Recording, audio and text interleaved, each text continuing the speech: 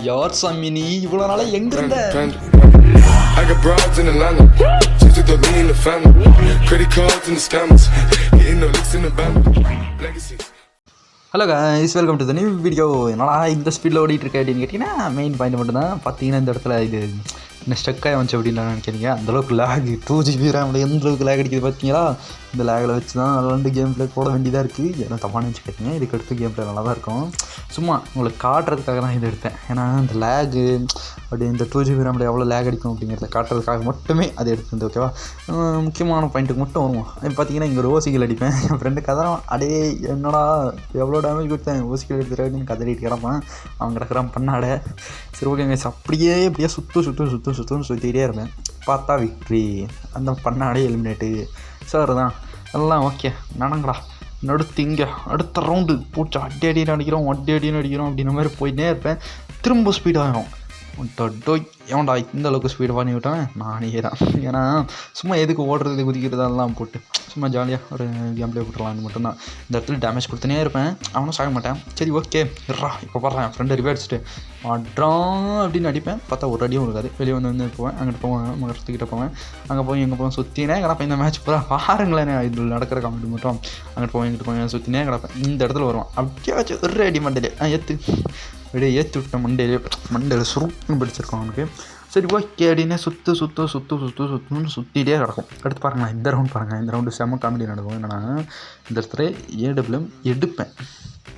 AWM எடுத்துட்டு இந்த இடத்துல நல்லா வருங்க, நல்லா சுற்றி அடின்னு அடித்து புட்டுன்னு பிழைக்கலாம் அப்படின்னு போவேன். பார்த்தா ஒரு அடியும் உலகாது. இதுக்கடுத்து பாருங்களேன், இந்த இடத்துல இப்போ ஒரு ஸ்கோப் வரனா உழுகலை. சரி ஓகே, திரும்ப ஸ்கோப் போட்டு 150 அடித்தேன், உழுந்துச்சு. திரும்ப அடித்தேன், உழுகலை. திரும்ப இப்போ அடித்தேன், உழுகலை. அடடோ எப்படின்னு திரும்ப ஒன்று விட்டேன், உழுந்துச்சு.